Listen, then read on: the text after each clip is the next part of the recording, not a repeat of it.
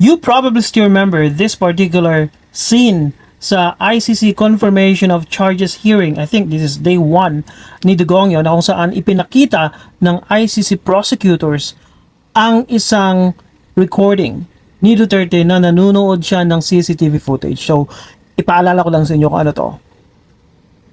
What has happened, because I've heard the shots. Okay, can we play that, please? Sa Makati ganito din. Okay, so yung nagsalita ng sa Makati ganito din, I think is the owner of this recording. Okay? At yung owner ngayon na isang Davao-based journalist daw ay umaalma na ngayon. Okay? Nag-iiyak at humihingi ng apology from the ICC prosecutors kasi wala daw siyang ibinigay na consent at hindi daw nagpaalam sa kanya ang ICC na gamitin ang kanyang video. Tama ba yun? Okay, so ipakita ko lang sa inyo kasi binalita ito ng, of course, pag-aari ng SMNI na DWSI 864. Okay, so ito pala na radio station na pag-aari ng SMNI, oh, nandiyan yung logo ng SMNI. So ito na nga, yung balita na dito medyo may pangit na slant, okay? Kasi ang nakalagay dito, wala daw kinalaman yung video clip sa AJK. At yun yung sinasabi ng may-ari ng video. So, basahin ko. Ikinagulat ng journalist na si Ben Jason Tishorna ang pagkakasama ng kanyang video clip. So, pag-aari daw niya yung, clip na yun na pinakita ng ICC prosecutors sa mismong hearing ng confirmation of charges ni Dugongyo. So, ng International Criminal Court laban kay dating Pangulong Rodrigo Duterte. Ayon kay Tishorna, wala umano itong kinalaman sa AJK. So why is he talking? Okay, why is this guy, Jason Tishorna, the one saying, oh, walang kinalaman sa AJK? Nasa video mismo, okay? It's not what the owner says. Hindi porke ikaw na yung kumuha ng video, ikaw na yung may alam sa kung ano yung nakikita sa mismong CCTV footage. Magkaiba po yun, okay? Yung ikaw yung kumuha at yung kung ano yung nakikita sa CCTV footage na pinapanood ni Dugongyo, wala ka ng control doon. Hindi mo pwedeng sabihin, okay, pag-aari ko tong video na to, so lahat ng mga nandun sa CCTV footage na pinapanood ni Dugongyo ay control ko rin. You cannot say that. So, panoorin natin kasi nga, may isang, ito, nakita akong parang news ang pag-aari ng Net25. Net25, ito yung mga kulto na Umalma naman ng isang Yan. Davao City-based journalist parang ito yung partner ni Marco Beta.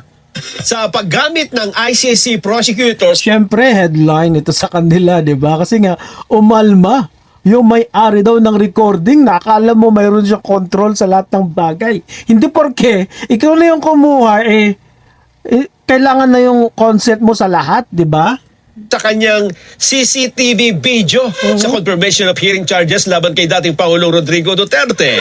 Anya, hindi siya kailanman kinontak ng Okay, hindi raw kinontak, pero okay, let's get to another news source na meron talaga siyang interview. So, itong DZRH, okay? So, panoorin natin ito kasi nga interview ito ng itong mga host kay Mr. Tishorna. Sa International Criminal Court, ang isang video na ginamit bilang ebidensya pero may pumalag. Dahil yung video daw na yun pala, partner, ay kuha ng isang Davao-based journalist na ani ay walang pahintulot yung paggamit at mukhang may problema pang binabanggit. Kaya tinawagan natin yung nagre-reklamo na si Ginoong Ben Jason Tishorna, isang Davao City-based journalist. Mr. Tishorna, magandang hapon sa inyo. GDS ka lang, gago. Magandang hapon po, Sir Ben. Hi, good afternoon, Henry, Karen. Ang sabi ni Ben sa balita, natatakot daw siya sa kanyang seguridad. Kanino ka natatakot? Malamang sa mga Duterte, mga DDS, di ba? Either DDS ka o talagang totoong natatakot ka sa mga Duterte kasi sila lang may kakayahang may ganyan, di ba? Magganon manggurgur di ba? So panoorin natin ulit yun. Sir, teka muna, bago ang lahat, kayo po ba saang media entity or periodiko po konektado o social media platform? Before, nasa CNN Philippines, to Sunstar Davao, ABS-CBN. So, ngayon, I'm managing a Facebook page. Mali yung sinabi ng ICC prosecution team Mali daw. about dun sa video na yon. Kaya bigla ako nag-react. Sinabi ko na I own that video, na walang pahintulot sa kanila, Okay. na gamitin yun. At ang worst is, mali-mali pa yung translation nila dun sa pinagsasabi. Yung context ng video, mali ang translation nila. Sa mga marunong magbisaya dyan, okay, pakitranslate niya kasi hindi namin naiintindihan din eh. Okay, kung mali talaga yung translation, kung ito yung iniiyak ni Mr. Tisorna. Mismong live na confirmation hearing, yung live streaming po. Pero na-post na po sa ibang, sa social media account. Anong tinatanong nito? Itang bobo magtanong to mga to. Sa vehicular accident sa Davao City na na-compile nila. Then until then, pinakita niya yung recording ng pag-krimen. Ay, isang paano. See? Sinabi mong krimen. Oh, alam mo naman palang krimen. The question is, did you ever report on that as a journalist o dahil malapit ka kay Digong, hindi na? Okay? Kailangan imbestigahan din to eh. Check kung mayroon talaga siyang moralidad. Itong, alam niyang krimen eh. Shooting incident sa may Agdao. So, pinakita Sinabi niya mismo, shooting incident. Tisorna actually said na krimen, shooting incident. niya yun. Ang impression sa amin is that gusto niyo makarating sa mga Dabawenyo na from that day on, lahat ng mga crimes pwede nang ma-record sa mga CCTV cameras. Kaya mag-ingat kayo. Yun yung gusto niyo parating. Okay, regardless of whatever, the message o kung gusto iparating ni Digongyo, alam mo, sinabi niya, galing sa bibig niya na yung actual na na-record niya, na kung saan anong pinanood ni Digongyo doon ay isang krimen. 'Di ba?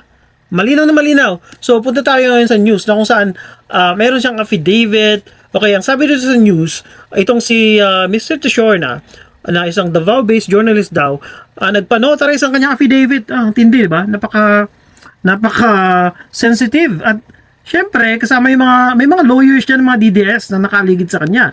February 26 yung kanyang affidavit. Anong petsa na ngayon? 28 na, 2 days ago. At humihingi daw siya ng apology, okay, from senior trial lawyer Julian Nichols for his alleged misrepresentation daw. Nag-misrepresent daw at yung pagiging reckless, okay? Should Nichols fail to do so, he would seek redress against him. Okay, magdedemanda. I therefore, sabi niya, deny any association. They don't give it damn whether or not you're associated. Diba? Bobong matandang Tisorna to that tampered daw or splice. Okay, check natin. Okay, Mr. Nichols showing the and broadcasting worldwide of any video has tainted my reputation and put me and my family in danger as I cooperated with him, and as if hindi naman importante kung nagipag-cooperate ka o hindi. Ang question lang is, can the ICC use that video na available sa public domain? Yun lang yun. Pwede ba yan sa mismong batas ng ICC? At kung ano man yung pinagpuputak ng botse mo, edi magreklamo ka, magdemanda ka. Diba? Ganun lang kadali. So kung ano, masyadong, sabi niya dito, nasa bingit ng kung anong danger yung kanyang buhay ng kanyang pamilya. Who's gonna, diba? Sinong gugurgur sa'yo? Alam mo na kung sino, di ba? Mr. Tisorna? Alam mo na kung sino. Okay? Sino ba yung may kakayahang magganyan? Kung hindi ba naman yung mga lugar mo? Hindi nga umangal si Kaufman eh. Hintayin natin kung aangal siya. Pero hindi umangal si Kaufman. Okay? So, according to the Rome Statute, I think, ano nga ba yun? Ito, Article 69, number 4. Article 69 ng Rome Statute. So, Rome Statute to Okay, yun talaga. Ipakita ko lang sa inyo para fair. Mga DDS kung kayo nandito, okay? Rome Statute, yan. The International Criminal Court. So, balik ulit tayo sa Article 69. Nakalagay dito na the court may rule on the relevance or admissibility of any evidence, taking into account inter alia the probative value of the evidence and any prejudice that such evidence may cause to a fair trial or to a fair evaluation of the testimony of a witness in accordance with the rules of procedures and evidence. Ano nga ba yun? So, nasa Rule 63 and 64. Ito yung Rules of Evidence and Procedure ng ICC. So, according to 63, for example, so number 2, a chamber shall have the authority in accordance with the discretion described in Article 64, number 9, paragraph 9, to assess freely all evidence submitted in order to determine its relevance or admissibility in accordance with Article 69, yung binasa natin kanina. Yan. Okay. Without prejudice to Article 66, paragraph 3, a chamber shall not impose a legal requirement or corroboration is required in order to prove any crime within the jurisdiction of the court. In particular, crimes of blah blah blah. So, ang sagot po, Mr. Tishorna, is that yes, the ICC can use your video or any video na sa tingin nila ay makakatulong sa pangangalap ng ebidensya para sa isang paglilitis sa ICC, regardless of whether the owner, for example, you in this case, gives consent or not. Okay? So, anong pinagpuputak ng butsi mo? Okay, magdemanda ka na lang kung sa tingin mo, yun yung recourse mo. Okay, pero yung mag-apologize sa yung ICC, dekdek mo. Yun lang yun. So, okay. So, panoorin natin itong part na to, na kung saan ipinakita nga ng ICC. Ito actually ito yung YouTube video ni Tishorna. Okay? Itong pinapakita ko sa inyo, ito yung unedited. Okay, na galing mismo sa source. So, ito yung YouTube account ni Mr. Ben Jason Tishorna. Pero, balik tayo dun sa ICC trial. Okay? Kasi sinasabi ni Mr. Tishorna sa kanyang affidavit na may splicing daw, na edit, etc. Pero ano nga ba yung context? Yun yung importante. Okay? Hindi lang ito presenta basta-basta ng ICC yung video na yon. Ipresenta yon in corroboration or to buttress yung kanilang argument. Okay? So, panoorin natin. The informant helped the DDS hitmen to locate the targets, the victims, who were at a shop in Agdao Market that day. And when the hitmen reached the shop, each one shot and killed one of the targets and murdered them in broad daylight. After the killing, the hitmen reported back to their handler up the pyramid chain Buenaventura. that the job was done. And their handler, in this case, then informed Sonny Buenaventura, who at that time was one of Mr. Duterte's. Okay, paliwanag ko lang. Okay, yung hitman, yung mga DDS hitmen, may ginurgor sa isang public place. I think market, if I'm not mistaken, dito. Okay, tapos nag-report ngayon yung hitman sa kanilang handler. Trusted men. The reward for this incident, for these 3 murders, was 90,000 pesos total. That's at our brief at Para 91. What's interesting about this Ayan na. incident is that a few weeks later, after the murders, a video Ayun. So, what's interesting, sinasabi dito, kumbaga, corroboration lang yung video. Kasi nga, sinasalaysay nila yung isang krimen na ginawa ng mga DDS, and what's interesting is that that particular crime was actually recorded ng CCTV sa Davao. A week later, nalaman. of Mr. Duterte watching the crime on CCTV was posted to YouTube. And I'll show that video, Your Honors, in a minute. Maliwanag na maliwanag yung narration dito. Okay? Hindi yun live. At sinasabi ng putang inang kwan na to, Tishorna, na hindi naman live yun eh. Ito yun oh, nasa news ng GMA News. Okay, this is from GMA News Online. Tishorna said his video was a media showcase of the newly installed CCTV system. We don't give it damn. Okay, wala kaming pakialam, walang pakialam ang ICC doon. Naiintindihan namin yung context ng narration o yung argument ng ICC. Ang sabi pa ni Tishorna dito sa quotation, the alleged killing shown in the CCTV was not in real time as there was no killing simultaneous or while CCTV footage as played back or that while we were all watching the CCTV footage. Bobo ba tong si Tishorna? Naging journalist ba talaga to?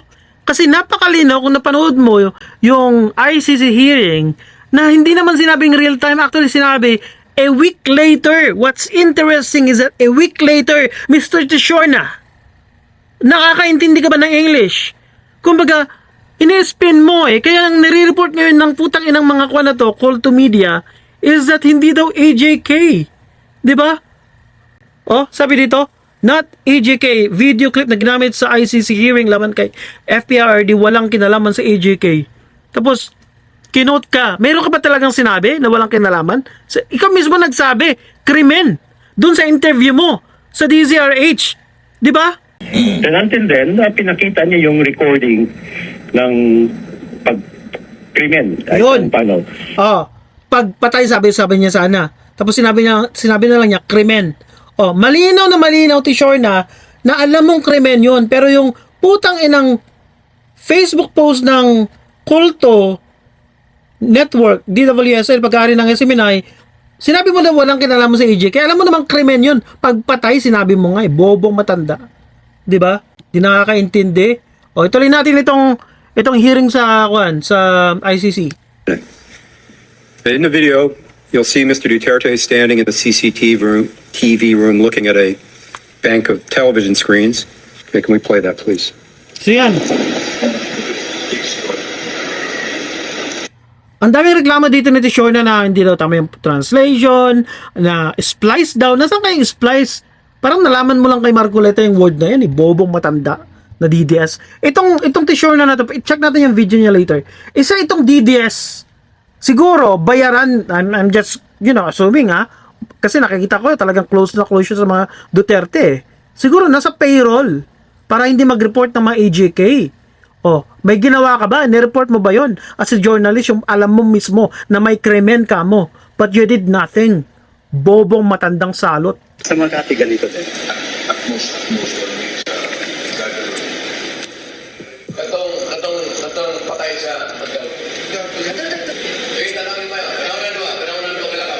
So yung siguro yung sinasabi niyang splice, hindi mo naman pwedeng ikwan lahat. Ipakita mo na yung context, di ba? Mali-mali daw yung translation. Yung mga Bisaya, mag-translate kayo. Okay, kasi ang daming reklamo yung Tishorna na yan eh. So, okay, punta ngayon tayo sa YouTube account ni Tishorna. Ito yung YouTube account niya o channel na meron siyang 7,700 plus followers o subscribers. At parang inabandonan niya na to kasi ang pinaka-latest was 6 years ago. So ito yung hindi na siguro ma-access ng matandang Tishorna ito. So, okay. Puro mga Duterte. 'Di ba? O Bongo. Masyado siyang malapit sa mga Duterte actually. Sino mga Sara, nakita ko na to mga uploaded niya eh. Pero ito yung pinaka-original. Ito yung talagang source. Okay? 12 years ago to, pinost ni Mr. Tishorna, December 19, 2013. Okay? Doon niya pinost itong video to. Na kung saan, siya talaga yung kumuha. Let's give credit to Mr. Jason Tishorna. Baka magalit, Sa Makati ganito din. Sa Makati, taga Makati ako, walang Panama yan. Sa Makati, parang kang nasa CNN newsroom. Tama nga naman yung sinabi sa interview na, yung kung ano yung mga pangyari, and then ito. Kasi nga playback, wala namang, again, to sure na nobody's saying na real time na pinanood yan ni Dugongyo. Bobo ka ba, sir? Nag-aaral ka ba? Nakakaintindi ka ba ng English? Ito na ngayon.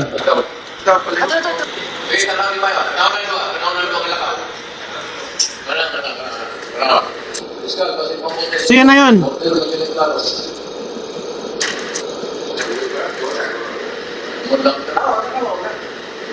Yan na yung mga bata ni Sunny Buenaventura. Oh. So yung Jesus Christ pala, kala ko galing yun sa ICC, galing yun pala sa mismong room dito. Kasi marinig mo yung Jesus Christ, may nagsabi, di ba? So ang tanong ngayon, since journalist ka, nagmamagaling ka, di ba? Tishorna, did you even report on this? Di ba? In 2013, nag-report ka ba? Ginampanan mo ba yung role mo as a journalist? Yun lang naman. So, punta ulit tayo dun sa issue. Yes, pwedeng gamitin niya ng ICC kahit wala kang pahintulot kasi available yan, sa public domain. hindi na lang kailangan magpaalam o hindi kailangan magpaalam ang ICC sa iyo. Okay? Kaya mag-iyak ka na lang diyan at hindi naman required na mag-apologize sa yung ICC. Nek-nek mong matanda ka. Okay? Have a good day.